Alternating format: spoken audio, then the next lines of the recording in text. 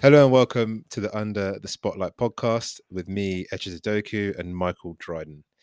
This episode is the second installment of the Managers Under the Spotlight series brought to you by Breaking the Lines and Wyfutbol. Today, I'm pleased to say we're joined by Brad Jones. Brad is a writer for Breaking the Lines and is featured in other online publications such as These Football Times, Football Chronicle, and Football 365. Brad is joining us today to discuss Mark Robins and Coventry City, their season so far, Robins' effective system, their key personnel, Robins' recruitment strategy, and we'll discuss how far Robins can take the Sky Blues this season and beyond. Brad published an article with Breaking the Lines named Tactical Analysis, Mark Robins Promotion Chasing Coventry City, which covers a number of topics we'll be covering today, so please check that out. So to kick things off, Brad, welcome to the show. How are you doing? Thanks for having me. I'm very good, thanks. I listened to the first episode of the series yesterday, so I'm excited to be on.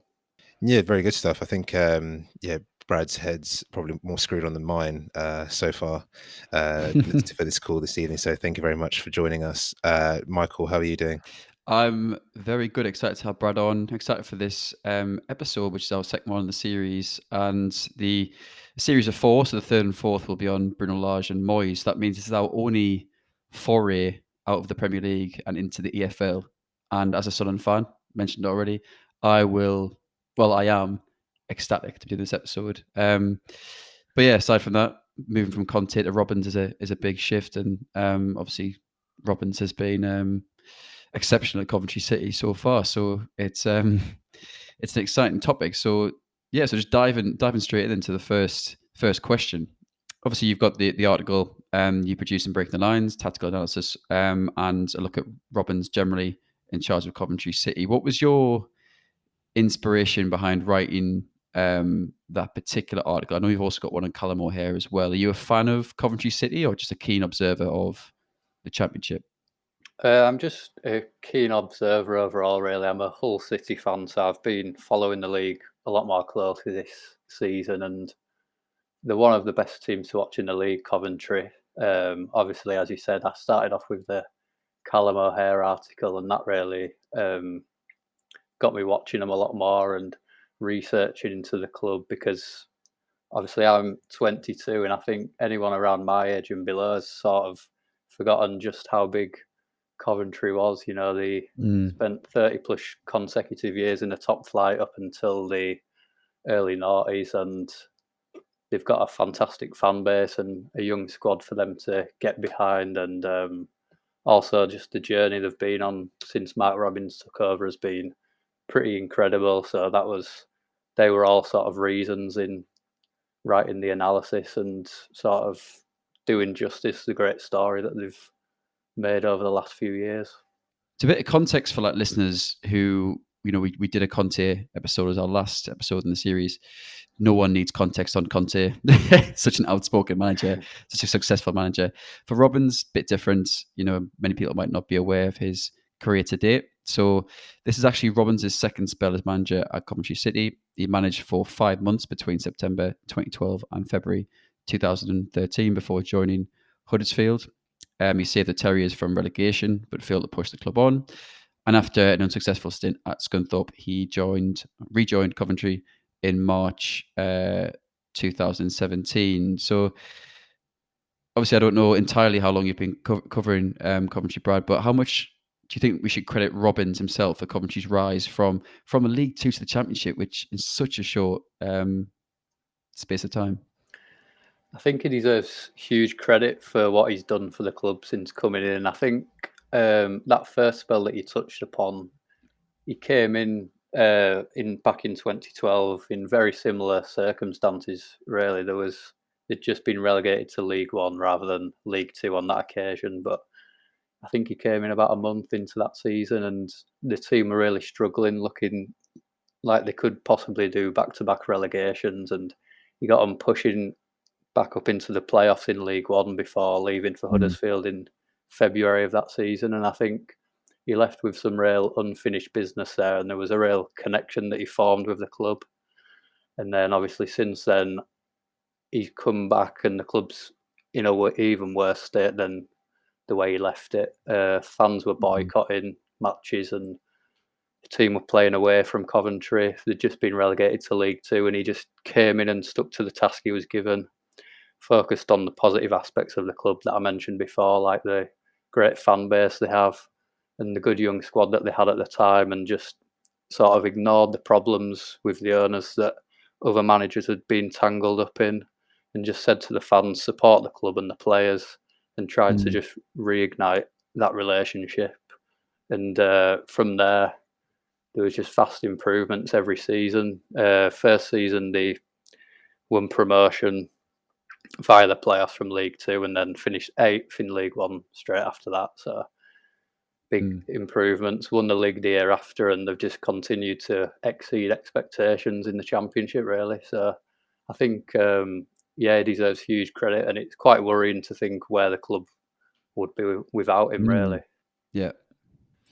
Yeah, I think Coventry were definitely drifting into the abyss in terms of getting kicked out of the Rico. The Wasps London Wasps, who are no longer the Wasps, obviously moved to the Rico Arena as well. And I think for our listeners as well, I think Mark Robins is such an interesting manager because obviously he had such a successful playing career as well.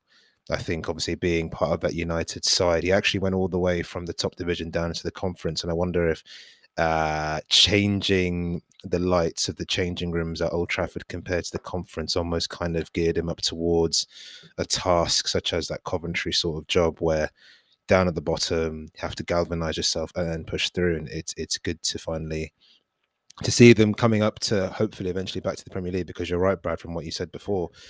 They were one of the best. Well, they were a top flight side for such a long period of time. FA Cup winners in the 80s. And they've just kind of drifted and haven't really returned. And hopefully, I'm not saying they're promotion candidates at the moment or potentially to win the whole league, but hopefully we can see them in the top flight not too long away from now. Yeah, and I can't go the whole podcast without mentioning that Mark Robins is seen to be the man that saved Alex Ferguson's job because of a goal he scored. I think that kept them in the FA Cup for a replay, or just kept them in the competition, which was seen as not necessarily a turning point, but was meant to have kept Fergie's job. And then obviously went on to form a dynasty at Manchester United that we all know. Wow. I wasn't aware of that. I'll have to at the end of the podcast, whilst we're going on, I'll have to dredge up the actual fact. But yeah, it's he's part of a massive setup and part of a massive a club. So maybe it's good to have someone like that who can really galvanise a club that's struggling like Coventry were. But moving on to this season, last season actually, Coventry finished 16th in the Championship in their first season back in a number of years, which was seen as a good result. This season, when at the time of writing of your Breaking the Line article, they were in 4th position, doing incredibly well. Since then, they've slumped down to 10th. Quite a lot of draws in that time. I think that's between the start of December and now. That period, couple of COVID postponements, but no wins since actually the 6th of November. But that aside, Brad, what do you think the expectations were for Mark Robins' Coventry City this season? I think more than anything, it was just to build upon last season and secure themselves in that second tier.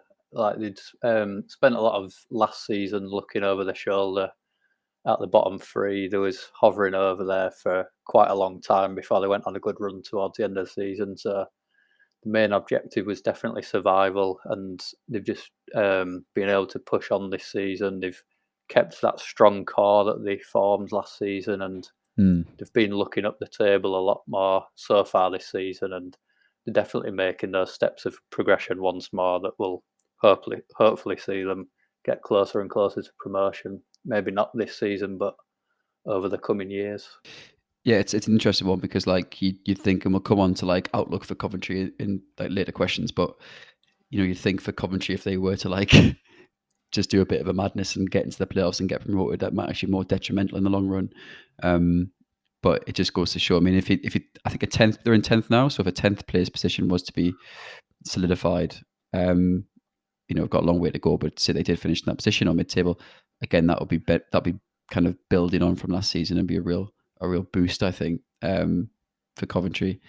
So moving on to the system that Robins utilises with Coventry. I mean, you noted in your article on Breaking the Lines that Coventry tends to begin matches with a slow possession hungry approach. Maybe it's a bit more cautious before moving kind of to a higher tempo pressing approach later in matches. Do you think this is intentional tactic by Robins, or in response to kind of Coventry just maybe not starting well enough, or conceding early, or failing to make a breakthrough? Yeah, I think it's a really interesting question, really, because to begin with, I did believe it was down to just starting slow and responding to that. But having seen how often they do step the tempo up later on in games and prove that this can be a avenue for success, I think there has to be some intention to the way they play and the way that they progress more and more into games. I think in recent months we've seen teams playing more cautiously against them, giving Coventry more possession and conserving their energy to sort of put the pressure on Coventry to make the first risk rather than playing on the counter, which they are more suited to. And that's sort of Robins' game plan as the game goes on. But I came across quite an amazing stat when I was doing some research for this, and it's that Coventry have only scored 7 goals in the entire first half of the season, and they've scored 7 from the 85th minute onwards as well. 6 of those in second half stoppage time. So I think that really puts into perspective just how different those two halves are. And it's also worth pointing out that the latest goal they have conceded all season was in the 78th minute. So those last 10 minutes are telling for how their season's gone. There's been a lot of results this season that have sort of hinged on those last 10 minutes. And I think that's testament to how Robins has instilled such resilience and as like the fitness levels as well to punish teams late on when they're at the most vulnerable. So it seems to be intentional, although it's a very unorthodox way of playing. Yeah, I think for our listeners as well, not all of them may follow the championship as intently as you do. How would you say Coventry's sort of style lines up to the general play in the championship? So you mentioned slow, kind of drawing in his question, mentioned a slow possession sort of style. Is that vastly different sides in the championship, or is it more amongst the norm? Because I think obviously the championship is constantly evolving, as is League 1 and 2. But it'd be interesting to see if Coventry have more of a unique style, or if it just kind of fits the general sort of systems that we see in that league.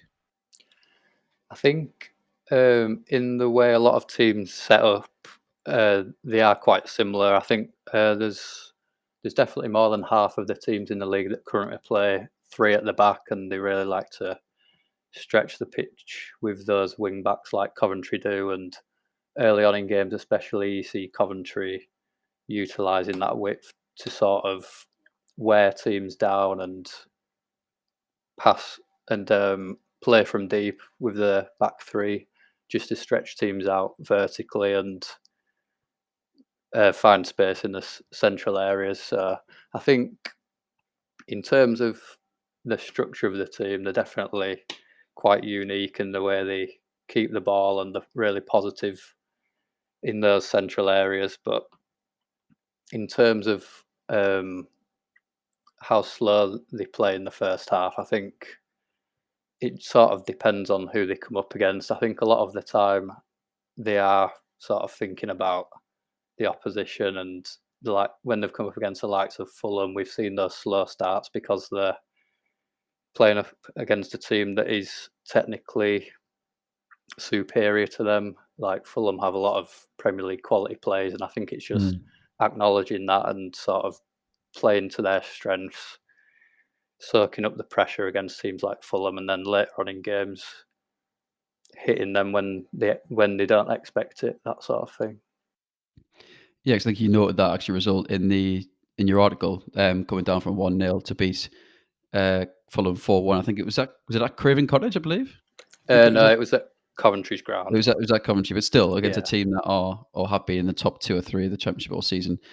And we're in the Premier League not so long ago. To come back to win 4-1 is is exceptional. I think you noted they had 34% possession in that second half, which goes to show that when they do move away from that possession hungry approach, they really can be quite brutal.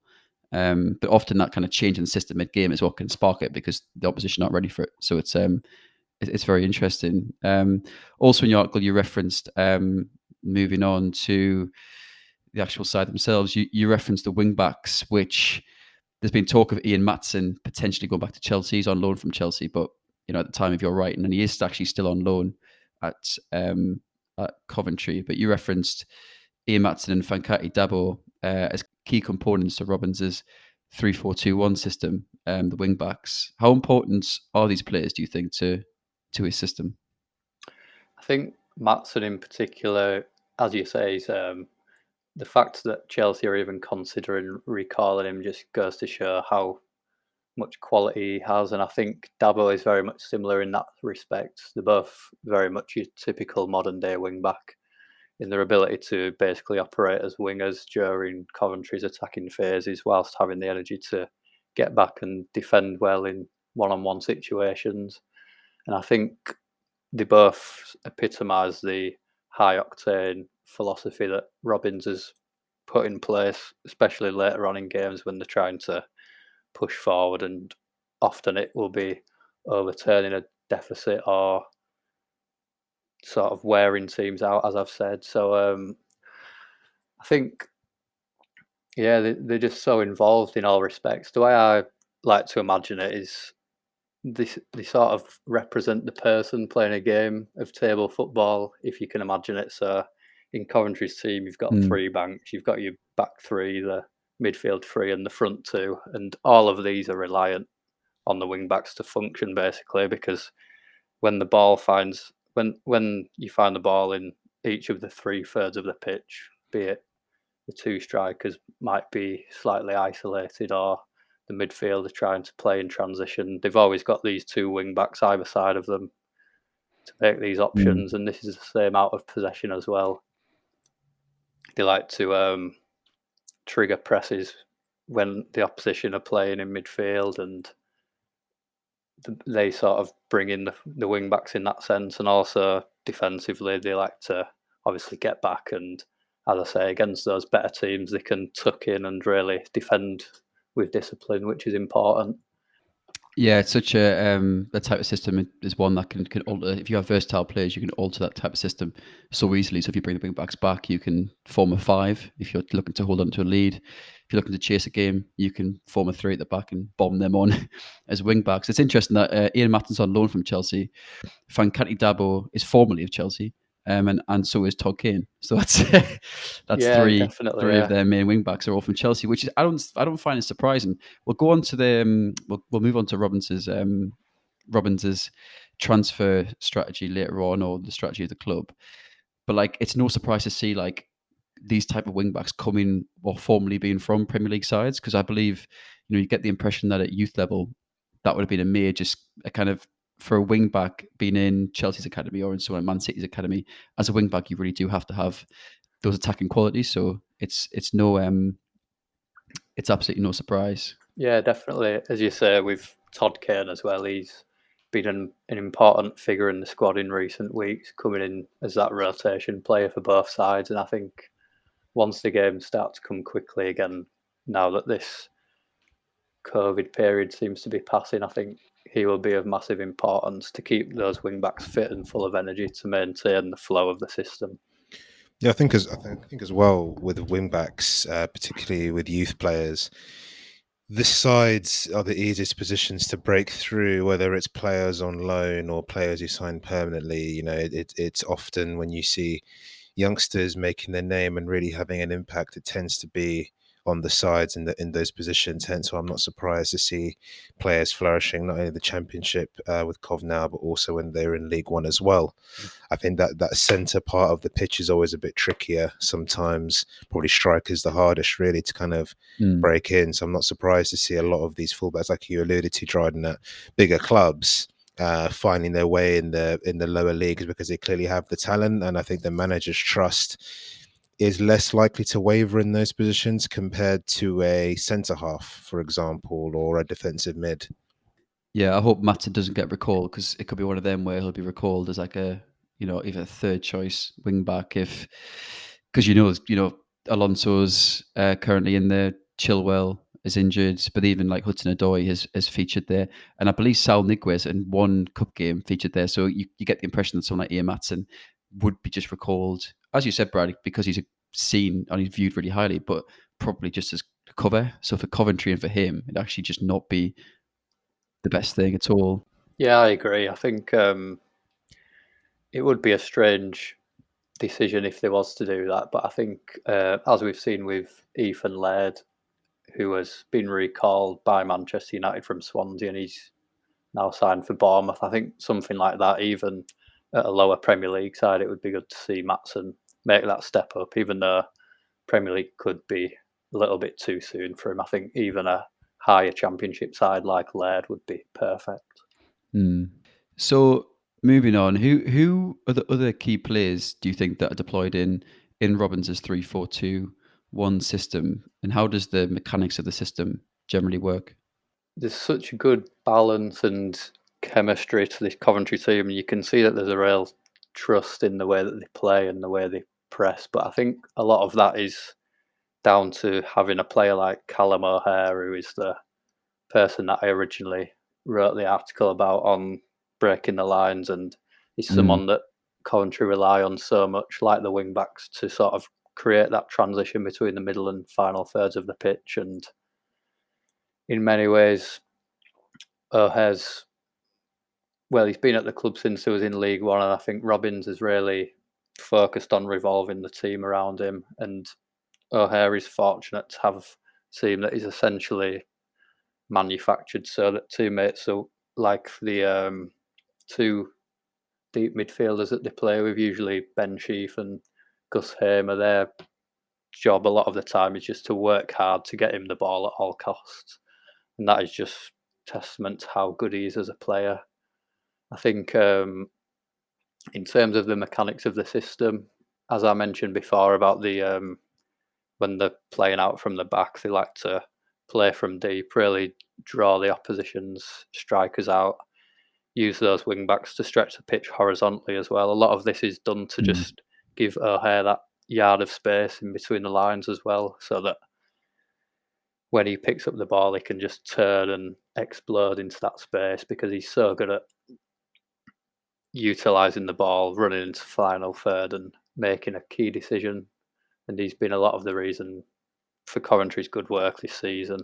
You see him really grow into games as they go on and excel. And I think Gyökeres and Matt Godden, the two strikers, are on 8 and 9 goals, something like that, at this stage of the season. I think a lot of that is down to the amazing service they have, both from out wide and also from O'Hare in that central area.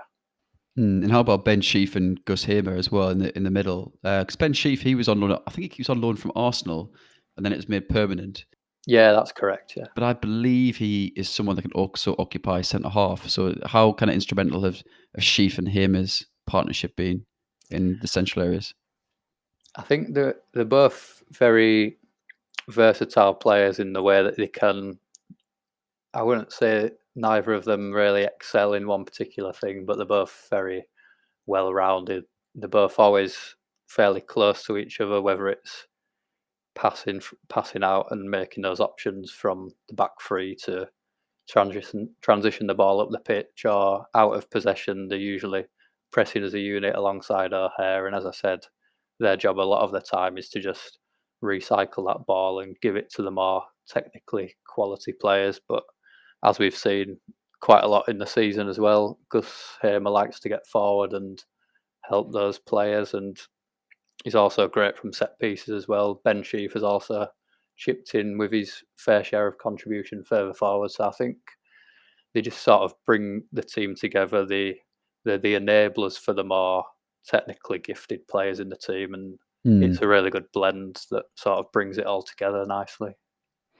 Yeah, I think I mentioned on the Conte podcast about Eric Dyer being an asset, not because he's anyone who's in any way viewed as like an exceptional player, but someone who can play, who can actually genuinely drop into, like, say, defence, not like not like the Granit Xhaka version of dropping into defence where he gets sent off every other game, but like can actually drop into defence because he has played in that position. And Ben Sheaf seems like that sort of player, and it's so valuable because you can, in that three they have at the back there, if Dabo and Matson are on their bike up the pitch, Sheaf could genuinely drop into form of 4 if the other centre halves do stay.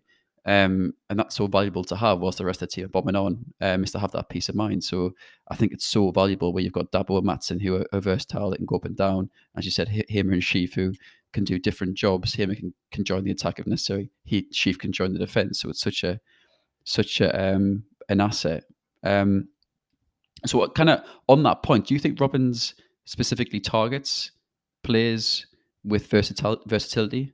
I'd say, yeah, I think there definitely is some of that within the system he likes to play. I think, as I mentioned before, about the disparity between how they play in the two halves. There's no doubt that he likes to target players who play with intensity, who can press cohesively, and there's that real trust in the way that they play in transition, both with and without the ball. And they like to have players that can pass incisively and take risks to capitalise on opposition mistakes, creating those overloads when they turn the ball over and have the numbers advantage. I think a lot of it is geared towards winning the possession back and countering quickly. But as I mentioned before about the way they start matches, it's also important that his players are disciplined. And there's times where you see the likes of Sheaf, Hamer, O'Hare, all of them regrouping really quickly when they lose possession and being disciplined against better teams when they're soaking up pressure, dropping deep, and just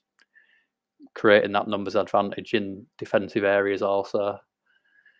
And as I said before, just about acknowledging the better teams that they may come up against and just utilising their strengths by wearing those teams out, frustrating them by having bodies back. And then as the game progresses, gaps open, the intensity rises from Coventry, and you start to see them get more success with those quick passes and those quick transitions towards goal. Yeah. And sticking with like incoming, so sticking with recruitment. Robins works with head of recruitment Chris Badlan, among some others, when bringing players in. I mean, this kind of question possibly answers itself, but Matson and Ian Matson, who've talked about a lot, and Clark Salter are currently on loan from Chelsea. Gaio Carrez, striker, was on loan from Brighton last season, is now permanent. The same in regards to Sheaf from Arsenal. You've got Dabo and Kane, formerly of Chelsea, and I've seen Coventry linked kind of sparingly with Humphreys Grant, who's currently at Man City, probably on a loan deal, who's a centre half. So with that in mind, is there a certain profile of player that Robins and Coventry are targeting? Do you think they seem to have a lot of the first team appears to have many young players either on loan from or signed from Premier League clubs and kind of plucked out of kind of say the under 23s system? Yeah, I think there definitely is a case of that. I think it's really impressive how they've handled young players from those top clubs. And as you touched on before about Robins working in that high quality environment in his playing days, I think he's definitely taken a lot of aspects probably from Alex Ferguson in the way he treats those young players and develops them. And especially when you look at the club when Robins first came in, they only looked to be going one way, but now that couldn't be more different with the entire infrastructure and how they look to be building season on season with these young players, because not only are they improving, but it's improving with a lot of the same players who continue to grow with the club. And it has become a real hotbed for young Premier League talent to not only just arrive on loan, but to want to stay and work under Robins. And I think, as you've said, there's a handful that have come back after spending time at Coventry. Callum O'Hare especially. I was scrolling through Instagram earlier actually, and a few pictures he put on with the fans. You could sort of tell that there was photos that he'd put on. There was no caption or anything, and I thought that really just sort of epitomises how much he loves the club. There was one of him giving his shirt to the player, and I think he sort of epitomises how Robins has forged that connection between the players and the fans, and these young players like O'Hare. It sort of feels like he's been at Coventry forever, and he's really grown into the culture around the club and the area, which is great to see. And I think the more they market themselves as that stepping stone for top flight players, as you've said, they've been after Humphreys Grant, and I think the more that they can draw those top players in and aim for those Premier League quality players, it can only mean that they're building a Premier League quality squad, and the likelihood that they'll make it to that top flight grows. It's an interesting take you have on it in terms of squad building with young players in the Premier League. It's an interesting tactic. I always find with the lower league clubs, you gamble either way, right? You can spend, I think, I remember when Ross McCormack went to, I think it was Villa for like 13, 12 million pounds, because obviously he was prolific in the Championship. There's been other examples more recently that I can't think of them off the top of my head. Lewis Crabbin actually Nottingham Forest when he's formerly at Bournemouth. Jordan Rhodes. Jordan Rhodes, yeah, and it's interesting because it works both ways. At the same time, you mentioned Premier League quality. There's no actual guarantee that these guys will be good enough, and it's testament to Mark Robins to identify the right talent to actually bring him in.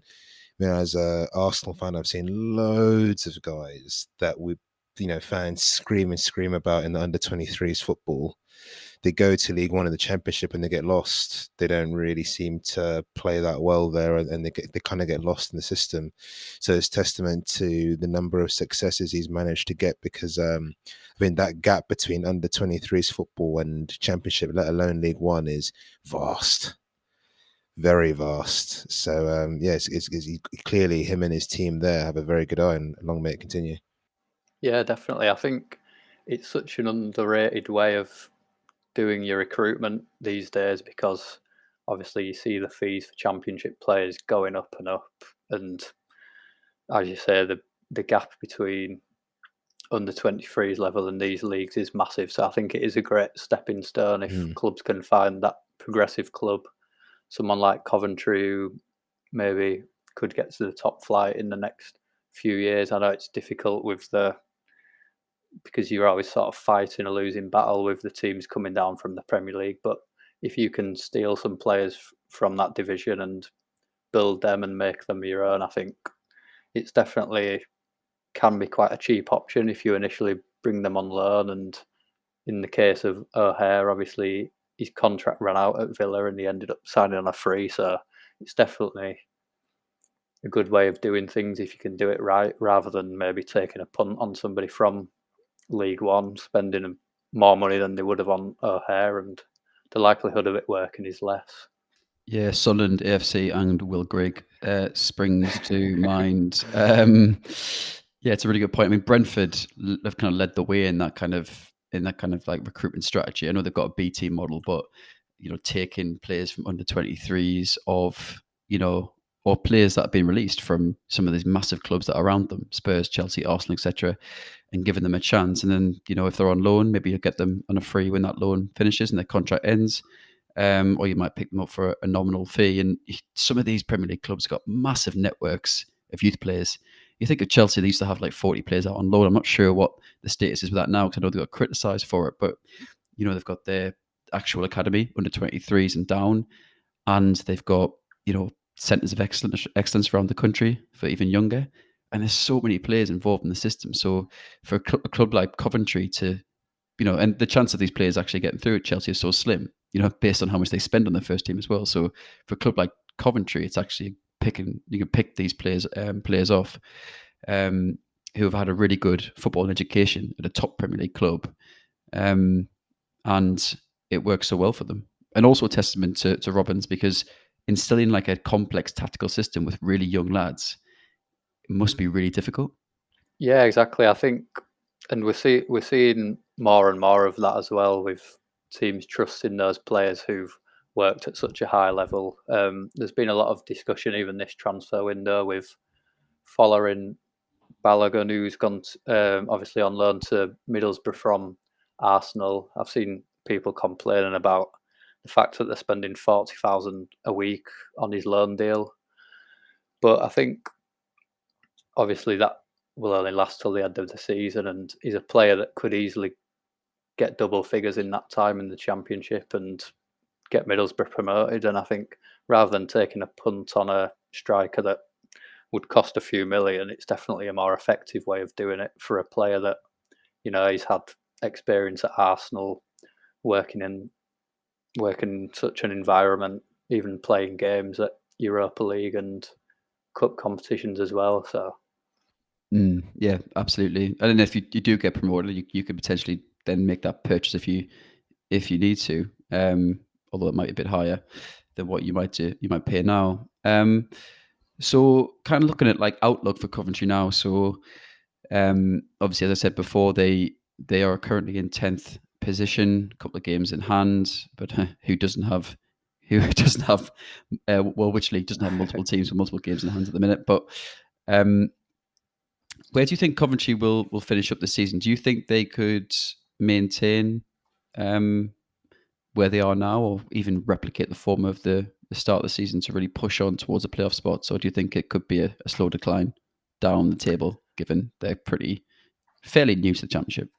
I think they can definitely maintain where they are now. I think the sort of COVID postponements recently have definitely stopped their momentum, which obviously it has with a lot of teams. But we've seen the likes of Nottingham Forest and Middlesbrough really capitalise on that and push up the league. I think 10th position is probably a fair reflection of the season so far. I think there's definitely 6 better teams than them in the league and 6 who have more momentum as well. So I can't see them moving up much and really putting pressure on the playoffs. But at the same time, there's plenty of worse teams than them in the league. And I think, as I mentioned, with the likes of Todd Kane before, and they've got quite a bit of depth in other areas, the likes of Jamie Allen in midfield, Tyler Walker and Martin Waghorn, I think might still be injured for them, but they've got those rotations that could be key as the games start to come thick and fast, and I think that'll be important for them to maintain that position and progress from last season. And then, there's rumours of Aston Villa circling their squad for a couple of players I saw online on Twitter. And I've seen, very few rumours of any January incoming. So it makes you think, are there any funds available for Robins to work with? Any scope in terms of wage budget? Obviously, there's already got a couple of players on loan. So you'd think that January incomings could be slim. So hopefully they haven't peaked too soon. Yeah, that's another point as well. Obviously, yeah, there's a lot that could still happen this month, and as teams grow their squad and Coventry's maybe stay the same, obviously we could see them overtake Coventry, which is possibly likely. I think they'll hold on to some of the key assets, which will be important going into the back end of the season. I think that'll be the main reason in sort of maintaining the position they're in now, is just holding on to those key players. Yeah, I actually saw an interview with a kind of a quote from an interview with Joyce Apala, who's like part of the company that owns Coventry, and she's seen as like the kind of leading force there in terms of the ownership. And there was a question asked to her, I think it was when Coventry were like in 4th position or around that level, just asking like what their ambition was for the club. And she replied saying, our vision is for Coventry City to reach the Premiership and beyond. And I was like, what are you on about? Like, obviously the struggles they've had with the Rico Arena, with their ownership, and Sisu, who own the company that owned the club, like all that trouble. And like, well, first off that when someone refers to the Premier League as the Premiership, they're well out of tune. Yeah, exactly. I think I did see. I can't remember who it is from. It was definitely part of their ownership. It was a couple of years ago. The article was from when I was doing my research. I think that they was speaking about the current infrastructure and the recruitment policy of signing these young players, and one of them said that they had a ceiling with where they could reach, and that they didn't expect the club to get much higher from the Championship at the stage they were at. I think this was around when either there was in League One or had just been promoted to the Championship, and they was basically saying that there's not much further we can take from, which was a interesting take, but I think they could definitely be proven wrong on that. Yeah, now she's after European football, so we might see them in the Super League and when it gets formed in 5 years' time. But on that point, and kind of to finish off, this is the kind of final question we have today is, what is the outlook for Coventry over the next 5 years? It's kind of a similar question for a lot of teams in the EFL, whether you're a League One club at the top or if you're like Fulham or a Bournemouth. What is the outlook for an EFL club? But for Coventry City, we've just touched on, they don't own their stadium. Their ownership, there hasn't been loads of money pumped into the club, into the first team. They've signed well. Maybe that's a reflection of the ownership. If it is, then great, because they have signed and their strategy is really good. But yes, I mean, because the overachievement could stifle them if the likes of Villa and these Premier League clubs come in for their players. So what do you think the outlook is for Coventry City over the next 5 years? I think it will definitely be difficult for them to get promoted over that period of time. I think that's what they'll be looking to do, but in the current climate, it's difficult for anyone really who doesn't have those parachute payments. Obviously, we've seen Fulham, West Brom, Sheffield United and Bournemouth this season from the start have really had that superiority in terms of finances and the squads that they can produce because of that, and that'll always make it difficult for Coventry. But I think, as I've said about the recruitment policy of the club, it's set the foundations for further success from where they are now, and I think it just looks like quite a simple philosophy really, in terms of signing players from the Premier League, making them feel at home in a developing club until they do gain enough Premier League quality to make a real challenge. And I think, as much as I'd love to see them do that, I think there's a slim possibility of that maybe in the next season or two. But if they continue to build the way they are, I think they can definitely get there. Yeah, the issue as well, as I kind of alluded to earlier, if they were to sneak back into the playoffs and get promoted, that would probably in the long term not be a good thing. If they haven't got the money to spend, and they wouldn't have benefited at that point by the Premier League revenue at all. So it's not as if they could go in spending 50 million. Yeah, probably. It could be such a dangerous thing to happen. Obviously, the way that they would be able to make the most money would be by selling on these assets like Callum O'Hare, who they've got in the squad now, but that would be of massive hindrance to the progression they've made. So, yeah, I think it's a bit of a lose-lose situation in that sense. Obviously, it'll be interesting to see how they can continue with this recruitment policy over the next few years. Maybe they will sell a couple of those assets on and build the squad even further, but it's going to take a lot of smart work and a lot of good work with the squad from Robins to achieve that. Brilliant. Well, I think, yeah, it definitely is. It's not an easy one, is it, to try and predict the outlook of Championship clubs? I think it's always very tricky because it's such a difficult league to get out of. You see them all the time spending beyond their means just to make it to the big time. Some do make it. A lot of talk around Villa winning that playoff final, where if they didn't win it, they would have been absolutely screwed, and they ended up doing it. But then clubs like Derby didn't go up in various seasons where they overspent and are now... or they'll be 13th without the points deduction, I think. So it just goes to show how difficult and tricky that league is. That's all we have time for today, though, unfortunately. So I have to give thanks to you, Brad, for joining us to discuss all things Mark Robins and Coventry City.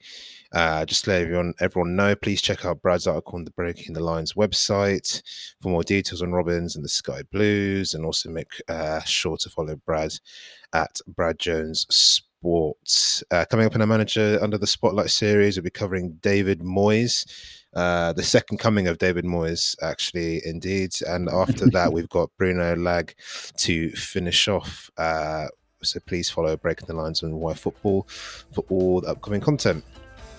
Thank you all for listening, and we'll see you guys next time. Cheers. Thanks, Brad. Thanks a lot, guys.